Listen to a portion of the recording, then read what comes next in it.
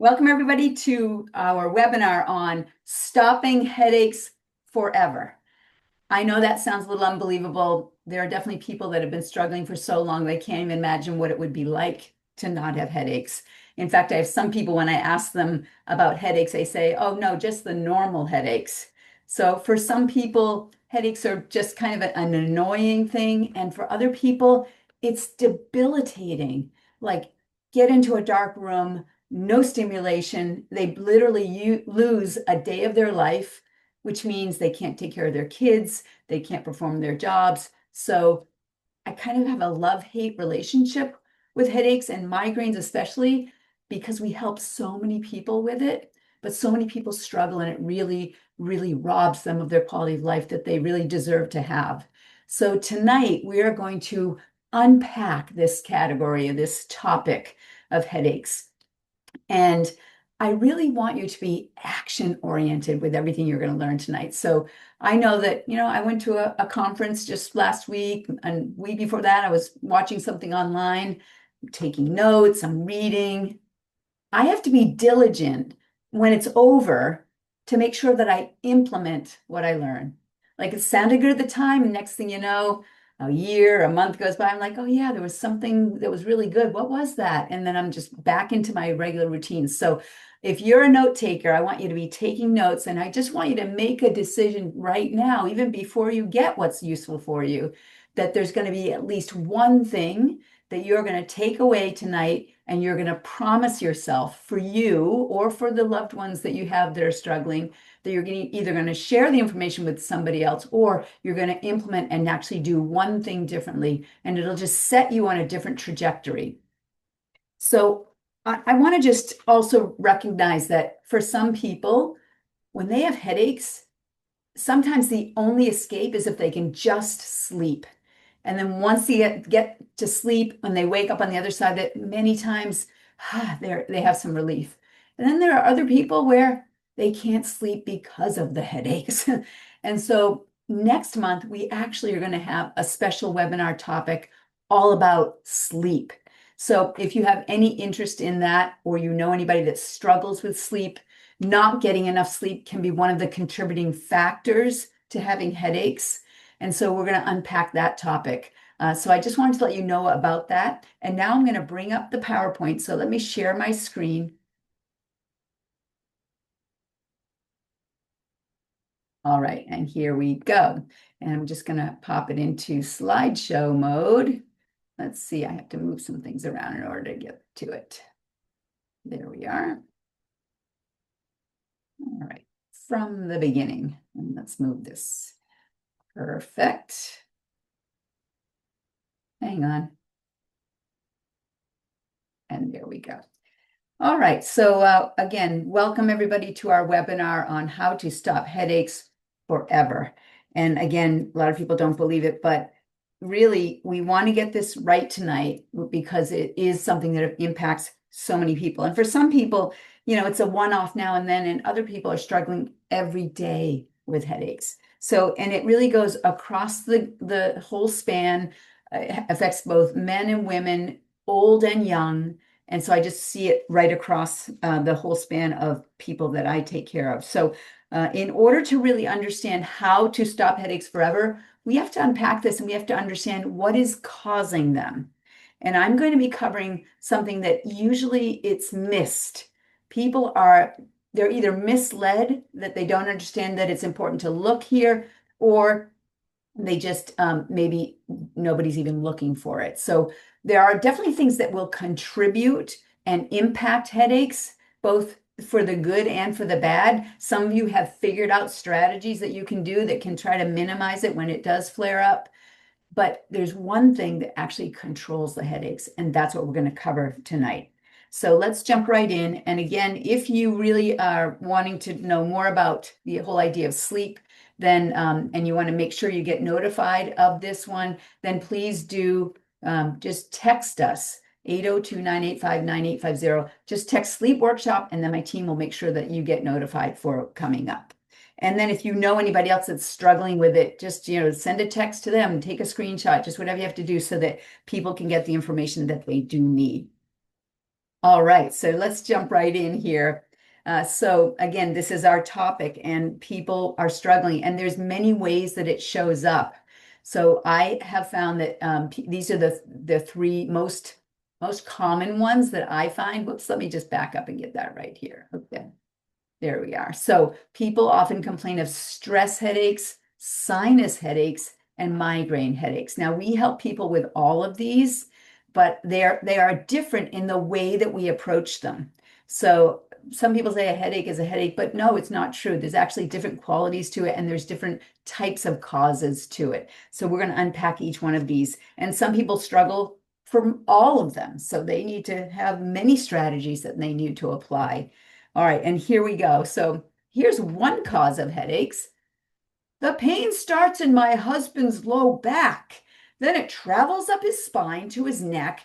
Then it comes out his mouth and into my ears. And that's why I get these headaches. So clearly there's a stress headache happening here that's coming from her other family members. So the best solution here is she needs to get her husband to the chiropractor, and that's going to cure her headaches. So chiropractic care may be the answer in many unique ways, as we see here. And then there's this new phenomenon that we have to also encounter, not just the traditional things that cause headaches, but now we have this thing in our culture where people are wearing masks, literally blocking the free flow of air. Now, whatever reason they are using, whether it seems to be appropriate or forced, I just want you to know that even the frontline workers during COVID, they actually did a study and they looked closely because these are people that maybe wear masks quite a bit in their work. But during COVID, they had to wear a lot more. And not only that, when they left work, they still had to be wearing it. And so they did this study and they looked and they found that they looked at 159 workers in this study, 18 to 35 years old. 81% of them developed headaches from mask use. That's what they found. And they did say that some of these workers already did have some headaches, but it got worse during COVID when they had to wear the masks so much more. And there's so much science behind this, just of how it affects airflow and carbon dioxide levels and so on, and even some of the chemicals that are being breathed in because of the mask. So there is actually a lot to this. And so I don't want to miss mentioning it, because sometimes, again, it just goes under the radar. People are so concerned trying to either protect themselves or protect other people. But this is actually a real concern. And in fact, mask use is headaches are one of the major side effects that is reported with mask use as a side effect of that.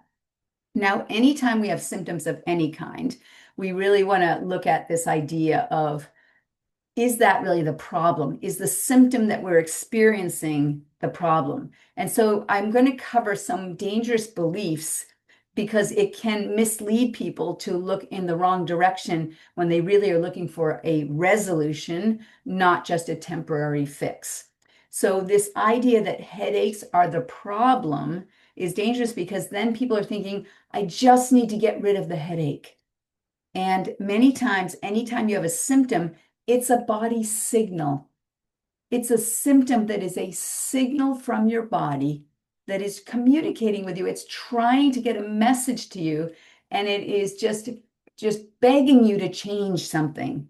That's what's happening. Symptoms are a way that our body communicates with us. And so oftentimes the symptom is the tip of the iceberg. It's that call for help, because there's something more that's happening below the surface that you may not feel. It may not be part of that symptom, but it's a sign that you're moving away from health. It's your body calling out to you, you're moving away from health right now. You need to change something. And yet, oftentimes in our culture, what is the most common approach when somebody has a headache? What are people trained to do? They go up to their bathroom where there's this mirrored cabinet on the wall. What do we call that mirrored cabinet? A medicine cabinet. It's part of our architecture. And then they take out of that medicine cabinet this small bottle, and they put this thing into their mouth, and then their headache goes away. And they think, I nailed it.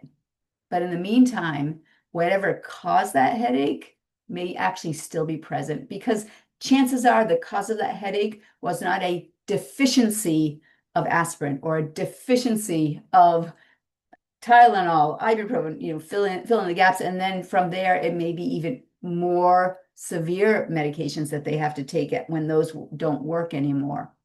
So remember this topic tonight is part of a whole series we do on the Body Signals program where we have condition-specific solutions, and it's really understanding body language. I want you to understand what your body is communicating to you. The question is, once you hear it, are you listening and are you responding? So here's again the action step. Next time that you get a headache, are you going to go to the habit you have of dealing with it? Or are you going to listen and ask your body, what are you trying to tell me? And by the end of this evening, you'll have a much clearer idea of what your body is asking for. So symptoms, they actually fall in a continuum. And the symptoms are telling us in what direction we're heading. So if we look at this continuum, we can see on the left side, people are losing so much function that they're heading towards an early death. On the right side, they have so much function that they have high-level, robust wellness. But this is a range. This is a continuum. And so everybody is going to fall somewhere on this continuum. Now, some people are going to be right in the middle. And there is a zone in the middle we need to recognize. So there's the healthy zone on the right. There's the sick zone on the left. But right in the middle is what we call the neutral point. This is the not sick zone. This is the zone where there's not necessarily any symptoms, but it is not the same as functioning at a robust level of health that we would see far to the right. And you'll notice that as you start to move to the left towards that dysfunction, as dysfunction gets worse and worse, the first thing that shows up is signs. There are signs that will start to show up that you're moving away from health. Now, a sign is something that you can measure. Like how many people get their blood pressure checked or their blood sugar checked or even step on a scale, right? People are using ways to measure things, but you don't necessarily have a symptom that's associated with it. But when you lose more function, you might start to get a symptom now that you're feeling. And yet we might have noticed that you were moving in that direction with the sign before the symptom was ever there. So a symptom is something you feel. A sign is something you don't necessarily feel, but it tells us something about your functional level. And then the further you go to the left, the more function you're losing. Those symptoms now get to a point where they're no longer recoverable, and now you're in a disability. And I know people that are disabled from the headaches that they're having. And after that, you're just moving further and further towards less and less function. So in our culture, there's this treatment paradigm that is trying to get you so that you don't feel it anymore, but it really only gets you to the point where you just don't feel it. It gets you to the not sick zone, but it doesn't necessarily going to get you to the healthy zone. And that's really important because the further along you are in the healthy zone, the more it takes, the more function you have to lose before you got to the sick zone. And there are some people that will travel back and forth on this continuum very quickly, and other people that have been moving in the wrong direction for a while. So maybe somebody's at robust health and they get in a car accident or they have a sports injury or they get a concussion, and very quickly they're getting headaches because they just got an acute injury. But then they might have started from such a high level of robust health that they might then recover and move very quickly back towards robust health. So where you are starting from before symptoms occur is also part of this process. So everybody's going to be somewhere on this continuum. Everybody's also going to be moving in one direction or the other. Nobody is standing still.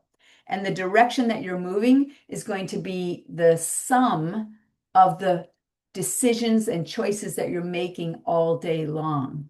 It's going to be pushing you in one direction or the other. Every choice you make is either going to has the potential to move you towards health or towards illness or less function.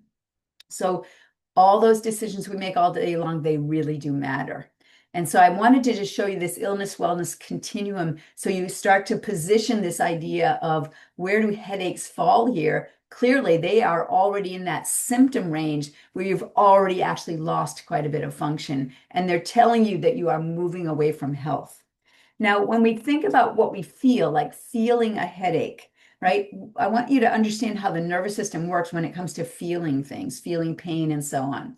So, when we talk about feeling things, there's one part of the nervous system that feels things, and that is the sensory nerves that feel things. The sensory nerves are there to feel where you are in space, where your body is in space, to feel your posture, to feel pain, to feel sensations of hot and cold. So there's all different things that we feel. The part of the nervous system that feels pain is only 7% of the nervous system.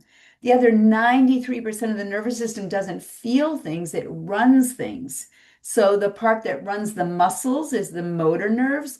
The part that runs the automatic functions in the body, the organs, is the autonomic nervous system. And so we have all of these parts of the nervous system that are in charge of running our body by receiving information and then by sending information out to run those things. But the part that feels is only 7% of the nervous system. And so what happens? People feel a headache and then they just will do anything to stop feeling that headache. And they may take a drug so they don't feel it, but the nerves that are being impacted that are causing the pain, they may also be impacting motor nerves or autonomic nerves. And those nerves may still have interference. I believe it was Dr. Marcia Angel, she's a medical doctor. She was the editor of the New England Journal of Medicine for about 20 years. Imagine the research that she saw during that 20 years, just move in front of her across her desk. She said, you can never medicate your way out of a situation you've behaved your way into. You'll just feel better as you're getting worse. Some truth to that. So feeling versus function is very important to discern, because when your body is giving you that signal of pain, please change something, what it may be asking you for is that you have to change the function more than just the feeling. So let's now just move ahead here, and we're going to look at the idea that we have to be thinking about things in a different way. And so this is one example, feeling versus function. And here's a better premise that we want to come from, rather than thinking that I just need a drug so I don't feel it. Is that really the best that we can do here? Or is there a better way that we can think about this that's going to lead us to a resolution, not just a short-term solution? And this better premise starts with the idea that healthy is normal. Healthy is normal. It sounds like a pretty obvious statement, but how many people have just thought, yeah, oh, headaches, they're kind of normal, aren't they? Doesn't everybody get headaches now and then or every day? Or some people think those are normal headaches. A headache is not normal. It is abnormal. Any headache is abnormal. If it's from getting hit in the head, yeah, that's abnormal because you've injured yourself. If it's because you haven't hydrated enough, that's a sign of abnormal function. Better make a change there. So any headache is a sign of abnormal, and we should address that. And we should do what we can to move back towards healthy normal. So that is the premise that we start from, that healthy is normal. The second one is that your body is smart. It's trying to communicate to you. So some people say, oh yeah, my body's smart, except right now it's not smart because it hurts too much. I better take that pill to fix it because my body doesn't know what it's doing right now. Okay, go to that mirrored cabinet in the bathroom again, because everything in that cabinet is smarter than your body. Really? All right, so you get the idea that our body is smart. It was designed to be healthy. And if we're getting a symptom, it's our body's cry for help that we're moving away from health. And so what is it? What is the system that controls every function in the body? It is the nervous system. The brain is the master control of everything in the body. But how does the brain get that information out?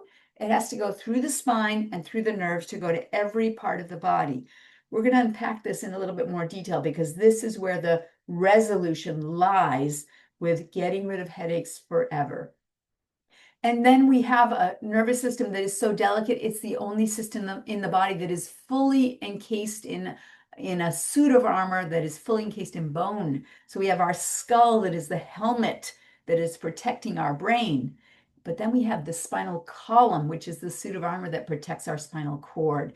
And you're going to see how important the neck is for how it relates to headaches. So the spine is the suit of armor.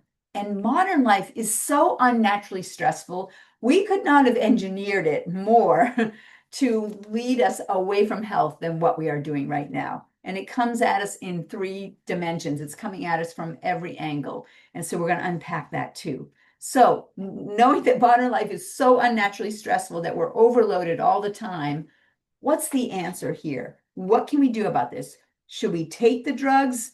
Should we just try to ignore the headaches? Maybe they'll go away. Or is there a better way?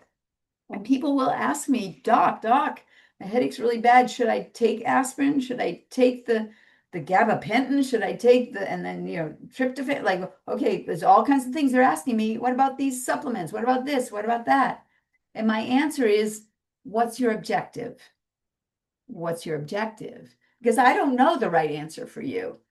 Maybe taking the medication is the right answer for you. I don't know that until I understand what your objective is. If your objective is just make that pain go away, then maybe taking the drug would be the answer to that. But if your objective is, I want to get healthier, I don't want to damage my body trying to just deal with the pain, I actually want to get healthier, then that's going to lead you in a different direction. Then I would have a different answer for you. Because here's another dangerous belief. Drugs work.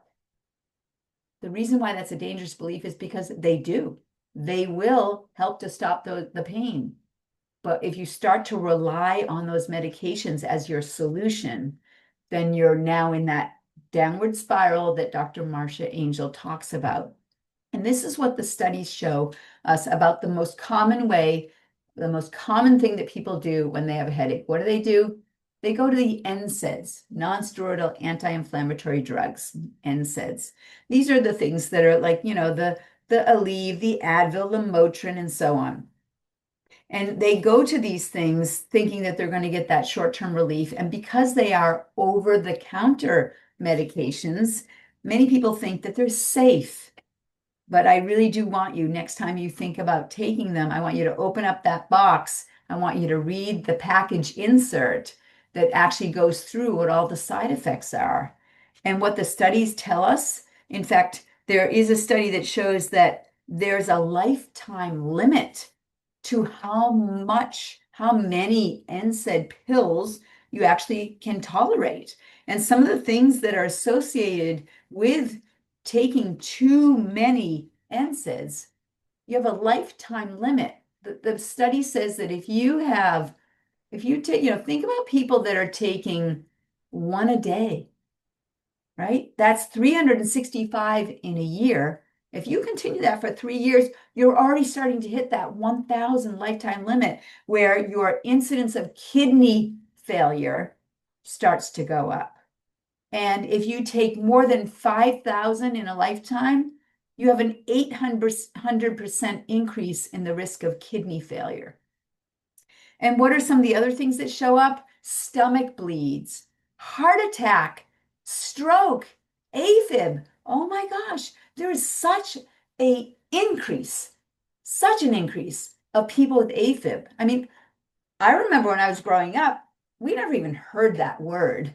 And then after a while, you start to see these AFib units in airports. That's what I used to see. Like, well, what's that thing? AFib thing. Wonder what that is.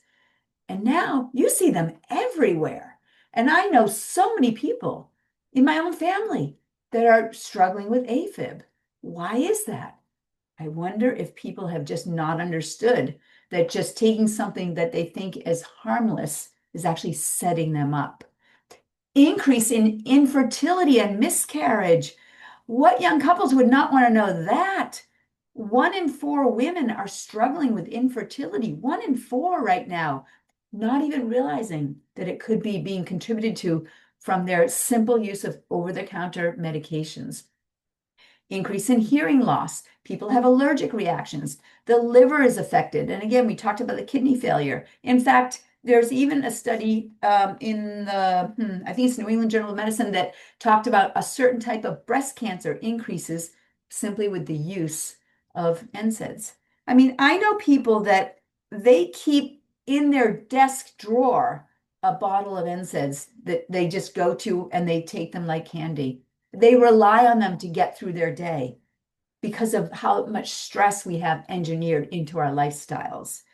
So I want you to know that there are studies that are coming out all the time. And in fact, I don't know if you knew this, but September, it's Drug-Free Pain Management Awareness Month, right?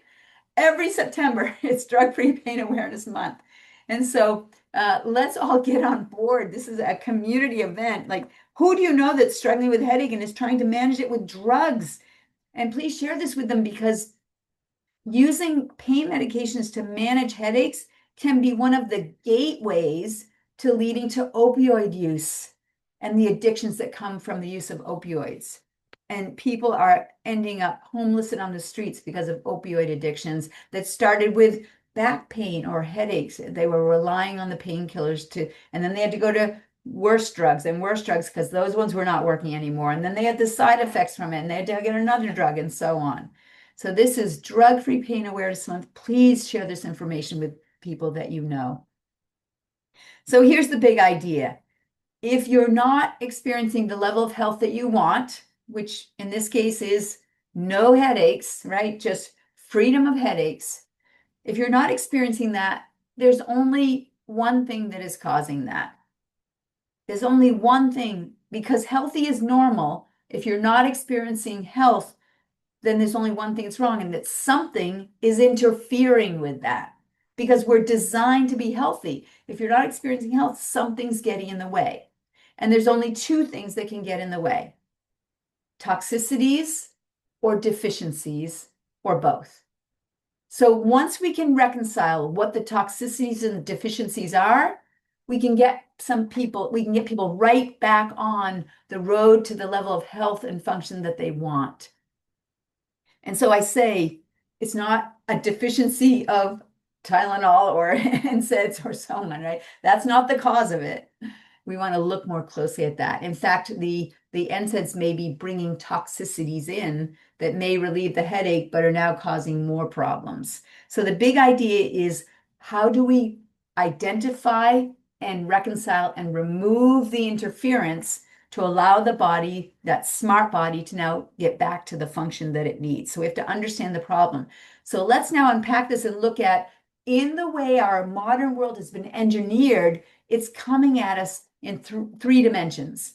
So stress is coming at us. Yes, it's our thoughts. It's what we worry about. And it's some big things that happen. It's loss of loved ones, loss of a home, loss of a job. There are some big stresses that people have to manage and deal with and encounter, big events that happen. But in between those big events, there's the deadlines, the chaos, the disorganization that is nonstop. And now let's add some social media to that, right? So we can fear of missing out or not really wanting to see that, all of that. So our thoughts and the stresses that come from that, that's one dimension of the stress that we're exposed to. But then there are the toxins. And maybe you got exposed to mercury and you got a pounding headache from being exposed to mercury or some lead or some really bad thing. Inhaling carbon monoxide, like you might have one event like that. Don't want to ever do that again. But in between those events of the poisons and the toxins, there's those low levels of things getting in through our food. And people think, yeah, certain foods I can't eat, they trigger my headaches. Yeah. Do you think that food should trigger a headache? Real food? Or is it chemicals that we're calling food that are triggering things? So lots of people, the artificial dyes, the preservatives, the glutamates, it's the even the things like the glyphosate, the Roundup that's in crops. We can go through that list. There's like 10,000 things that the United States allows in food and calls it food that other countries don't even allow. So we're bombarded with these toxins all the time. And those toxins may be coming in the form of the very medication that you're trying to use to just get a short-term solution. That's bombarding more toxins on your system as well. And now the third category is traumas. So yes, you might have a head injury. You might fall and hurt your neck, and that leads to a headache, something like that.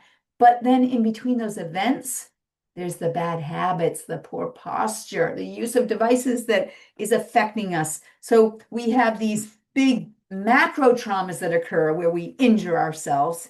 And believe me, I have patients that come in that have had car accidents. I had one woman I'm thinking of, Chelsea. Oh my gosh. She had a car accident. She came in. Not only did she have neck pain, but these headaches. She could hardly get back. It took months before she could get back to work.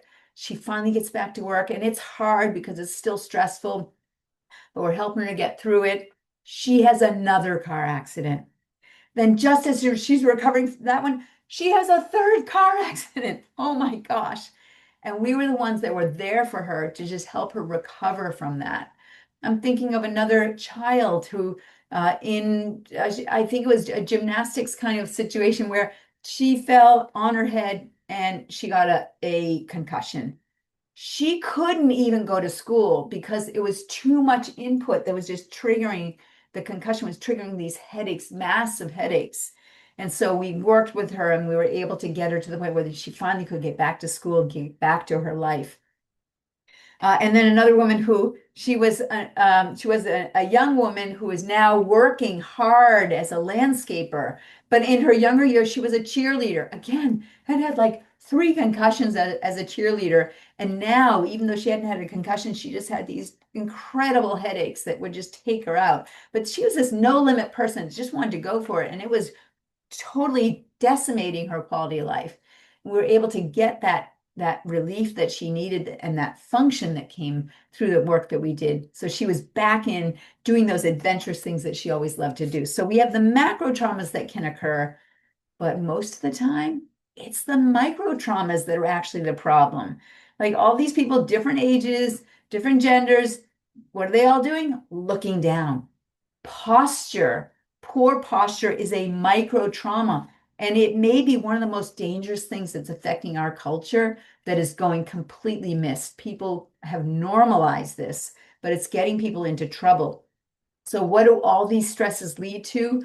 They lead to something called subluxation. Subluxation is a misalignment of the vertebrae, putting pressure on the nerves that interferes with the flow of messages going back and forth between the brain and the body.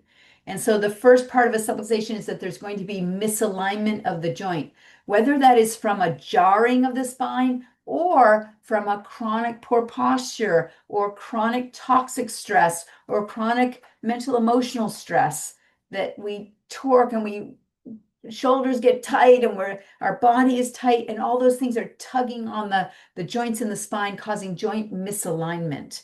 When you have that misalignment, there will be soft tissue damage that gets inflamed and there's nerve irritation. When the nerve is irritated, your smart body that would usually use muscles to move a joint, it's going to use those muscles to strap that joint down. So there's no more movement in that joint because any more movement is just irritating that nerve. And so your smart body is trying to temporarily just minimize the irritation on the nerve that's due to the misalignment of the vertebrae. And then with that muscle spasm, we have something called a lost imbibition. Now, if you look on this chart right here, you can see this is the bones of the spine, the vertebrae. In between the vertebrae is the disc. And that disc, when it gets pressure, it will herniate and put pressure on the nerves. And that's one of the things that can cause nerve interference. Simply a misalignment can cause nerve interference, but then that can also lead to disc instability. Now, a disc is like a sponge, meaning that a sponge is something that you can squeeze it and the water comes out.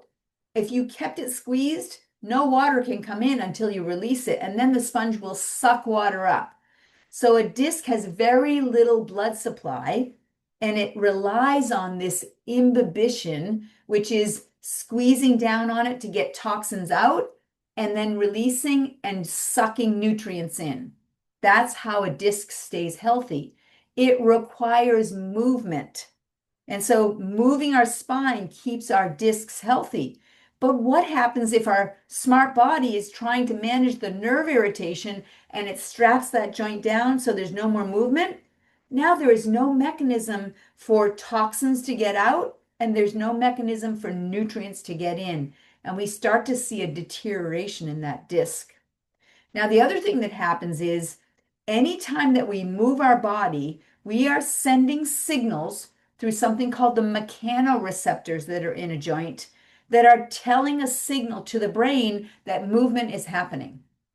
So I can look at my finger and see that I'm moving it. But if I don't look at it, I know it's moving because I'm feeling it, I'm sensing it. And my brain is getting input from the mechanoreceptors that is telling the brain exactly where my finger is in space. Movement allows us to have proprioception. Proprioception means knowing where your body is in space. And in order for the brain to do its best job of taking care of the body, it has to know where the body is. And the way it knows where it is, this idea of proprioception, is through movement. The more precise it is aware of the movement, the more precisely it can now control the body and adapt to any situation. But when we have that strapping down, now the brain is thinking, I'm not getting input from that area. I don't know what's happening there. And when the brain doesn't know what's happening in an area of the body, how is it going to now control the body properly to adapt to anything that comes along? And so the brain will go into a stress response if it loses track of where the body is in space, if it doesn't have the precision that it needs. And so we will actually have elevated stress hormones when we have these uncorrected subluxations. So this is an essential piece that is very much misunderstood and overlooked. And this is how it has to do with what's happening with headaches. You see, the causes of subluxation are from the bad habits that we have. Yes, it may be from the jarring of the spine that occurs, but it's also the bad habits that are cumulative, that are added together over time. And so this idea of tech neck, you've heard that sitting is the new smoking. Well, now they talk about tech neck, right? Screens are the new crack cocaine. So tech neck, we make fun of it, but it literally may be one of the things that is most insidious, but is impacting the health of this whole next generation. And so we really do have to pay attention because it literally is affecting the nervous system and the bones of the spine that are trying to protect the nervous system. And in this spine, we can see some of the edges of the bone that may be smooth and some nice healthy discs, but then we can see some spurs that might be showing up here, some spurring in the spine. And that's signs of degenerative change that is starting to happen. And so how does this happen? Well, our 12-pound bowling ball head, if we are holding that head right up over our center of gravity, right up over the shoulder, which is right up over the hips, which is right up over the ankles, if everything is right up on top, the amount of work we have to do to hold that 12-pound head is 12 pounds of work. But if the head starts to go forward, now that 12-pound head is starting to cost us 32 pounds of work. Now, if you've ever taken an actual bowling ball or a kettlebell or just a big, sack of potatoes, whatever it is, you hold it close to you, it's one thing. You start to hold it like out in front of you, you're going to work harder and harder. And this is simply the laws of physics. So when that head really goes far forward, now we've got 42 pounds of work. And so that is going to be tugging on the spinal cord, but also the structure has muscles all around it, and those muscles are attached to the back of the head. How many people, when they get headaches, they feel it in the back of their skull? And sometimes it comes right up and around, but many times people will have that pain right in the back of their skull. And that may be a postural problem where their poor posture is causing these subluxations. So again, the subluxation leads to joint misalignment, soft tissue damage, inflammation, nerve irritation, muscle spasms, lost inhibition, joint fixation, and degenerative change, and pain and headaches. It can lead to pain and headaches. But remember, what you feel, like sometimes you have headaches, sometimes you don't. Well, when you don't have the headache, you may still have the subluxation because it may be silently still affecting the blood vessels, the motor nerves, the muscles. Some people can feel tension, spasm in their muscles. Why is that muscle spasming? I'm not doing anything, and there's just a spasm there. Perhaps the nerve supply is altered, distorted, so that it's just driving this spasm that will not stop. Some people get throbbing headaches, like the pulsing of blood flow, pulsing. That throbbing may be associated with blood vessels throbbing. What's controlling those blood vessels? That is the autonomic nerves that are in charge of controlling the blood vessels. So that can be one of the factors as well. So if we look at this map of the nervous system and where these nerves go, you can certainly see that there are nerves that are coming out of the neck that then are going up to the eyes, up into the ears, the nose, the throat. But there are nerves that come up and go right up the skull and right around and all around this area. There are nerves that come out from the spine that then go back to come back and affect the blood flow that's going up into the brain. Look at this nerve that comes out of the top of the neck, and it goes all the way out to down into the heart and the lungs and the stomach and the liver, adrenal glands and the small intestine, right down to the large intestine, all that coming out of the neck. If you had nerve interference here, it could be affecting all of these functions, and yet you don't feel pain until you get a headache sometimes. But then, I'm just going to take some medication, so now I don't feel it anymore. You just keep carrying on and you still have the nerve interference. It was your smart body trying to message to you that it's the tip of the iceberg, the headache. There's more going on. And as we go right down the spine, these nerves will come out from the spine and go to all these organs as well. So I'm going to just show you that with the different types of headaches, there's different types of subluxations that we encounter. And if you see on the right here, you see this circuit breaker, this fuse box. That's the way that I think about the spine. I think of it like a circuit breaker.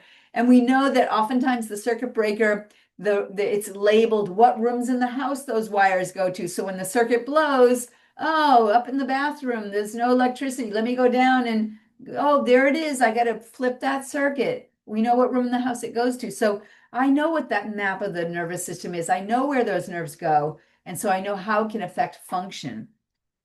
And so again, when we look at, well, what are the things that happen when you have subluxations? Yeah, definitely we could have lost inhibition, joint fixation, arthritis, which is degenerative change.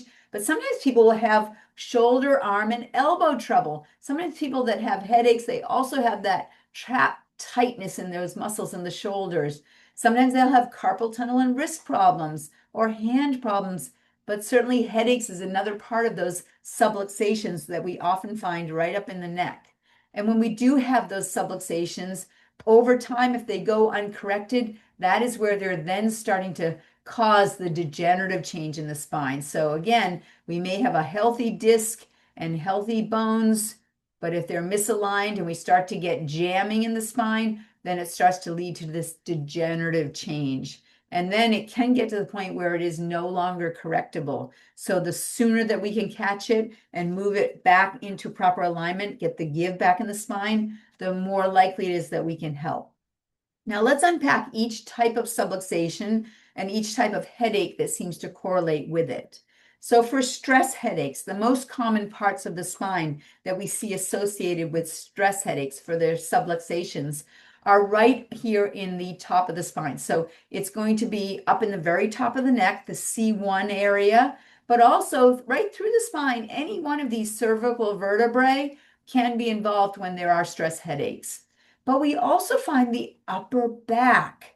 T1 to T5 is very common when people have cervicogenic, meaning genesis, where it starts from. Cervicos deals with the neck, the cervical spine.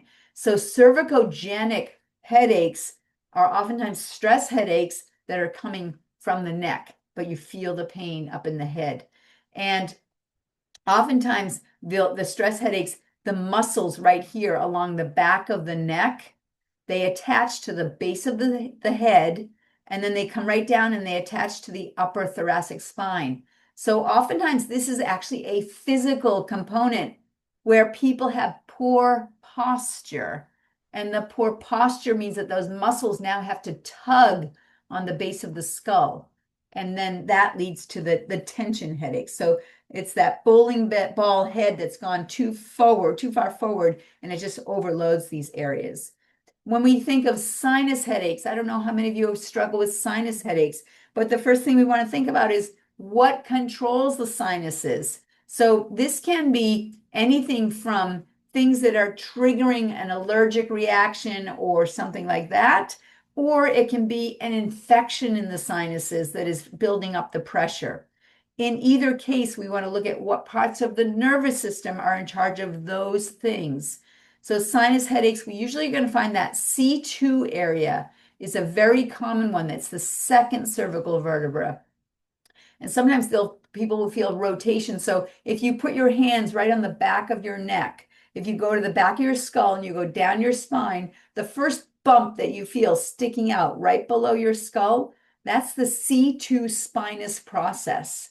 And sometimes if you go right on either side of it, you're going to feel like, oh, one muscle on one side is tighter than the muscle on the other side. Or if you push into that joint, it's going to be more tender on one side or the other. Or if you come around the sides of that area, you're going to feel it's like jammed or bonier on one side compared to the other. If there's any asymmetry here that you're feeling, that's a sign that there could be that misalignment of the vertebrae that is very much coupled with subluxations. So that C2 area is very common for sinus headaches. But the other place we often find it is the C6 and 7 area, because that is the part that deals with the immune system. So the glands in the throat, so our body's ability to deal with something that is affecting our immune system. Maybe we've got a virus or we've got a bacteria that we have to be managing, and we get that infection in the sinuses. Or maybe we have allergies, which is it's the flip side of the immune system. It's an overreaction to the immune system.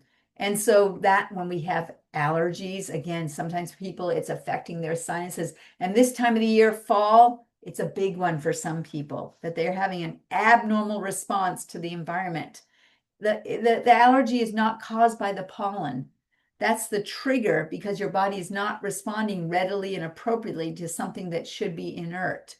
So if you have sinus, allergy, sinus trouble, that's not healthy normal. Even though you see it all around you, you might call it normal, meaning a lot of people have it. It's common, but it's not healthy normal either. I'm thinking of a woman that came into my practice, and she struggled so much with sinus headaches. And so she got under care, and she literally said that when allergy season comes, she sometimes has to just hide away. She can't even go outside. She misses work. It just takes her out. She was under care, and after a year of care, we're circling back around now. It's coming into that allergy season, and she couldn't believe it. She said everyone around her is dropping like flies with allergies. She couldn't even feel it. She was amazed that we just had corrected the subluxations. Now she had good nerve supply, and she didn't have that inappropriate response. So it does seem like it's something like a chemical, like a bacteria or a virus or an allergy. And so there's a chemical component to the sinus headaches, but literally these are the subluxation patterns that are associated with it. And that C6-7 is the nerve supply to the sinuses, but also the thyroid, the throat, the heart, the lungs, and so on. Now, migraine headaches. Oh my gosh, this is like a headache on steroids, right? 10 times worse. And it can cause that light sensitivity, and people that they can't even function at all. And they just need a dark room, just like shut the door, do not bother me. Now, again, we have helped so many people with migraine headaches, and this is the pattern that we see most often. Oftentimes it's a hormonal thing. So it could be the hormonal part of cortisol, which is a hormone, that's a stress hormone. but it also can be cyclical. And for women, it can be in the cycle of their hormones that triggers a migraine. And so when we understand that it could be hormonal, then we see it's that C6 to T3 area, which again can affect the thyroid. The thyroid is part of that whole cascade, that hormonal cascade that goes from the pituitary, the thyroid, the adrenals, the reproductive organs. It also can be that L1 to L2 area, right down in this lower back area. Why would that be? Because it's the nerve supply to the intestines, which can be a toxicity that is causing the headaches.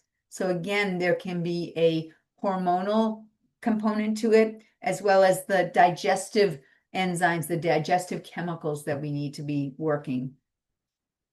And here's another dangerous belief. There's nothing that can be done. And I have helped so many people. In fact, just today, as I'm explaining to somebody why I think that we can help and what the cause of their problem is with their headaches, they said, why hasn't anybody told me this before? They were told you just have to tolerate this. There's nothing that can be done. And they were so angry that no one had told them about it before. And when I showed them the subluxation, I asked them, what pill is going to fix that? And they were going to doctors that the only tools they had were the pills that they could give them. So bless their hearts, those doctors wanted to help, but they had a tool that was only going to come with harm. And so we showed them the solution that was there, that was actually going to be the resolution for them. So what can be done about it? There's 3 steps to correcting the cause. And so the subluxations, remember, they come from the things that we do repeatedly as much as they come from the one-off events that occur. So we do have to break the bad habits that have us keep on recreating the patterns. We have to break those bad habits. We have to add specific exercises in to get the spine healthier. We think about dental hygiene to protect our teeth, and so our teeth will last us our whole life. We have to teach people what it means to have spinal hygiene, how to take care of your spine. And so we teach people exercises to do that. And then chiropractic adjustments are what correct the subluxations that cause the interference. And the interference, again, being either irritation, toxicity, or deficiency, where it's compromising the flow of messages going back and forth. So let's first now talk about some of the bad habits and specifically the ones that relate to headaches. We need to eat right. So the bad habits are going to be how we eat, how we move, and how we think. And so when we think about eating right, for some people, they need to test for what the trigger foods are. And so you can start by eating an anti-inflammatory diet or a low histamine diet. Gordon, take a picture of this, a screenshot of this if you want. But literally, you can easily do a search online, give me a 1 page of what the anti-inflammatory diet is, or give me a 1 page of what a low histamine diet is. And we have these 1 pages here in the office as well, but you can easily do a search for that. And then you just go and do that anti-inflammatory diet for a period of days. 21 days is a good amount of time to do that. 21 or 28 days, think about it like for a month. I'm just going to be on this strict diet. And then watch how you feel. And then you just introduce one thing at a time. And you give it 24 hours to cycle through before you notice, did that trigger a headache or not? And that's one of the ways that you can then understand what are the trigger foods. And then testing for very specific tissue specific nutrients. So that's another thing that you can do, where we can literally test you to see what foods might be a trigger or a stress for you. We can also test you for what nutrients your body is missing. Is there a deficiency of a certain nutrient that you need? Or is there a toxicity that a nutrient might be helpful to neutralize that toxicity? It's also been shown that shifting from carb burning to fat burning can actually stabilize low blood sugar. And low blood sugar is one of the things that can trigger headaches for some people. So shifting from carb burning to fat burning, not only an anti-inflammatory diet, but an intermittent fasting diet, where you compress the number of hours in a day that you are eating. And so you, instead of eating first thing when you wake up, throughout the day and then right before you go to sleep. So now you only have 8 hours that you're not eating. You want to shift that into 8 hours of eating. So the first meal you have, the last meal is only 8 hours later, and then you stop eating. And now you have that time, 16 hours of not eating. And then for some people, compressing it less and less. So we're down to 6 hours or 4 hours. Some people even get it down to just eating one meal a day.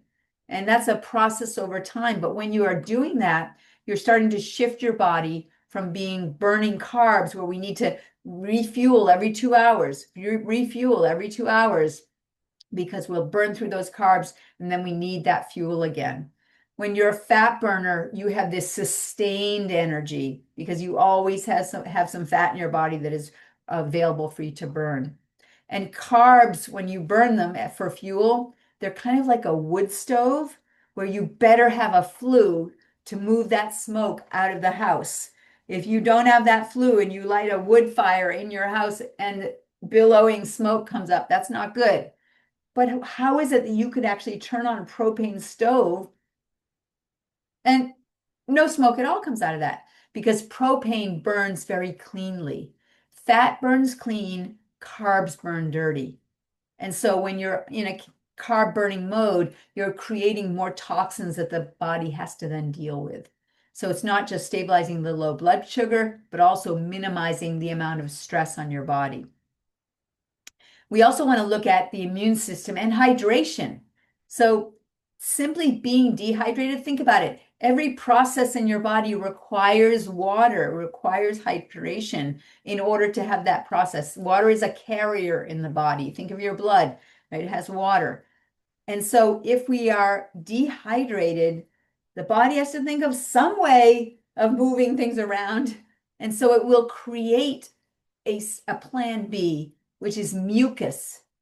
Mucus is the plan B for trying to create some sort of fluid that the body can use. And so, if you have sinus headaches, that mucus is the killer thing.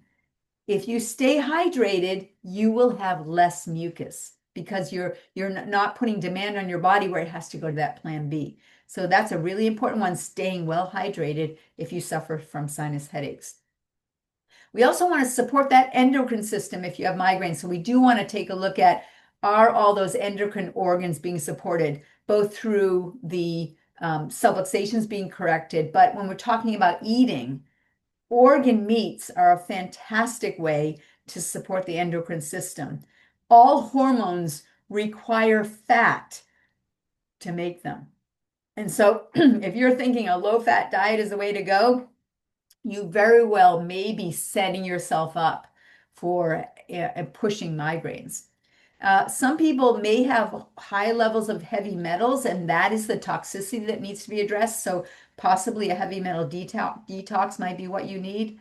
And then as we go right down this list, you can see there's more things here, things that we hadn't ever had to encounter before. So it does turn out that for some people, they have a reaction to the COVID jab, where one of the side effects is that it overloads the system. And so sometimes we will need to clear this and test specifically to see what individuals need in order to clear out the reactions from the jabs, the adverse reactions. And then there's another new factor, again, that we talked about, wearing masks. It does alter that carbon dioxide oxygen balance, and it is one of the most common side effects for wearing masks, along with a host of other side effects as well. But those are some really important pieces there. But we do need to talk about some common nutritional deficiencies that we do encounter with headaches. Here is one of them, magnesium. Magnesium is one of the really important nutritional deficiencies, and it is related to all of these things: cardiovascular disease, hypertension, type 2 diabetes, osteoporosis, asthma, PMS, migraines, depression, anxiety, all related to magnesium deficiency. So once again, this could be that tip of the iceberg thing where you're getting a headache or a migraine, but it's your body saying, yeah, but you're developing cardiovascular disease too because you need more magnesium. And so we can test people for that. There's another nutrient that I also find very commonly, and that nutrient is phosphorus. Phosphorus is a very common one as well, that there's a deficiency. And so there's a product that we call fast food liquid that is remarkable for people that are struggling with headaches. And then there's tech neck. We have to address this because it really can lead to chronic neck problems, nerve problems, even herniated or bulging discs, and absolutely certainly headaches. So when we talk about moving right, posture is part of that. We have to actually develop healthy posture to take care of our spine and nervous system.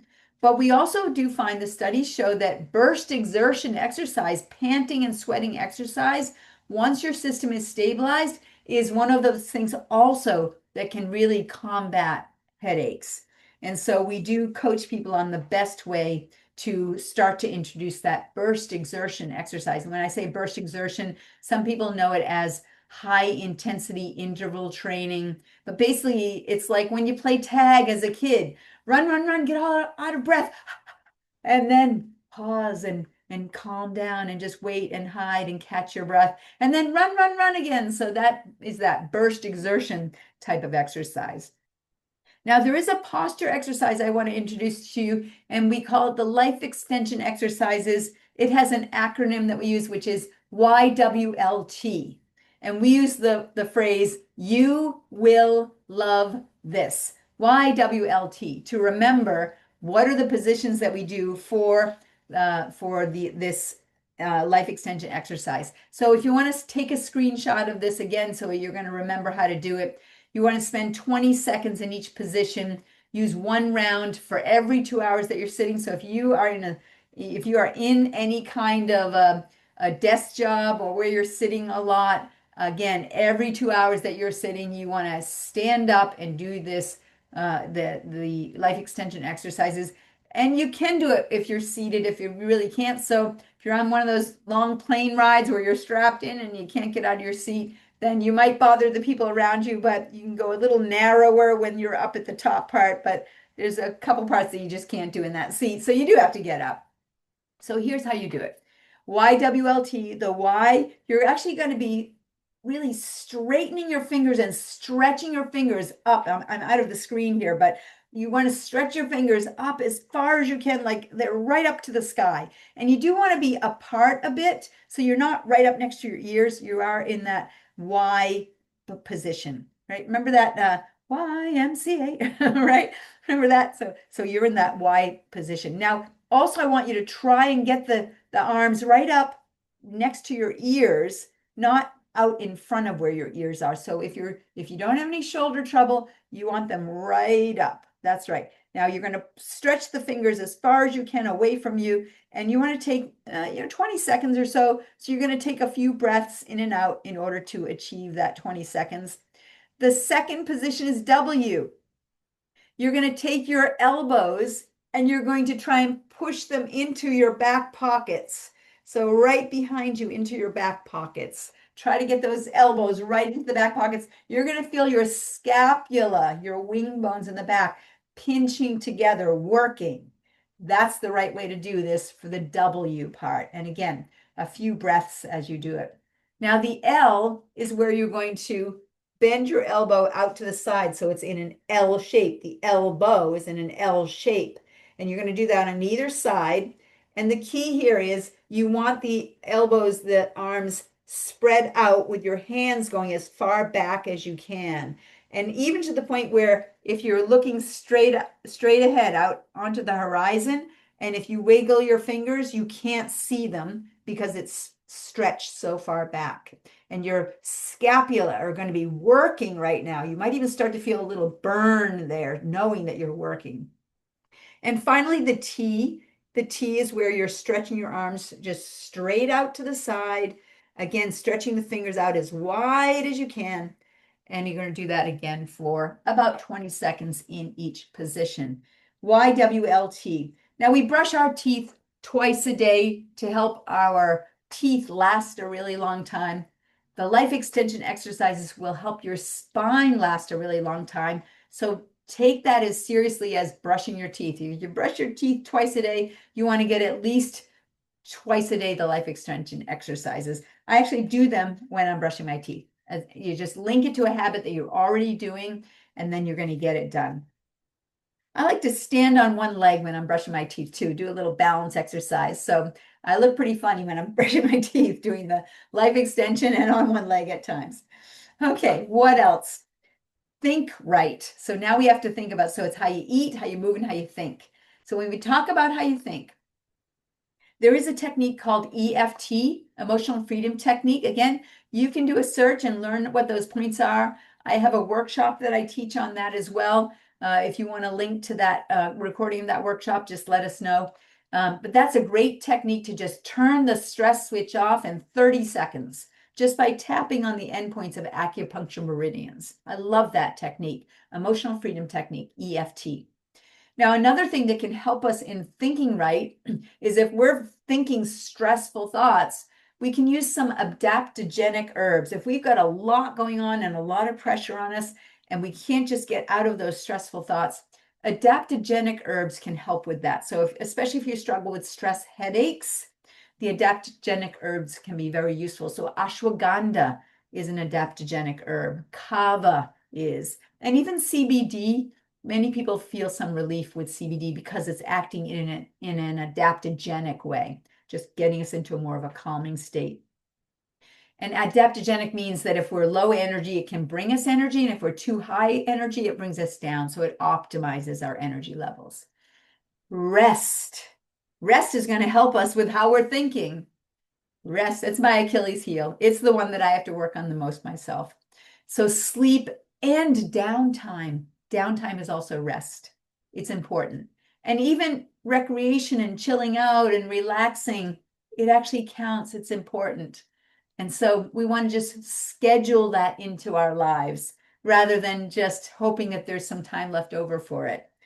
So how many of you get home from work, you turn the lights on even this time of the year, and now you're starting the second half of your day when our ancestors would have said, oh, the sun's gone down, time to go to sleep, right? How many of us do that?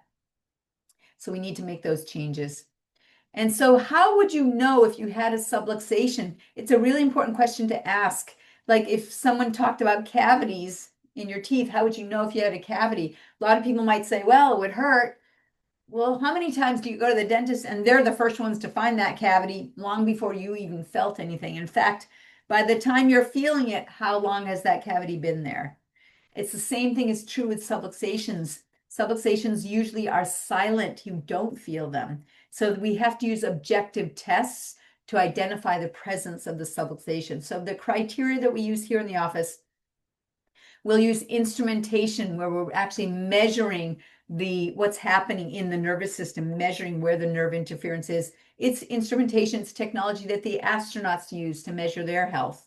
We also use motion palpation, feeling, is there motion in that joint? And if it's not, and it's locked up, chances are your smart body has strapped that joint down because of that subluxation. So that'll be an indicator.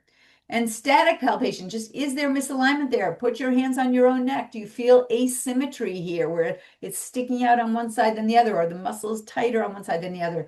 That is another way of identifying the likely presence of subluxations. Now, visualization is another part of this. Some people think of visualization as, oh, I'm going to visualize good things. That's one way to think about visualization, but it's also looking at things. And so we can look at your posture. We can visualize what's happening with your posture to identify the likelihood of subluxation. So we can look at, and you can couple up with a friend on this where you take turns looking at your posture. Stand with your best posture to have someone look at you squarely. Are your shoulders level or are they tipped? Is your head tipped to one side even though you think you're looking straight ahead? Is your head actually turned one way or the other even though you think you're looking straight ahead?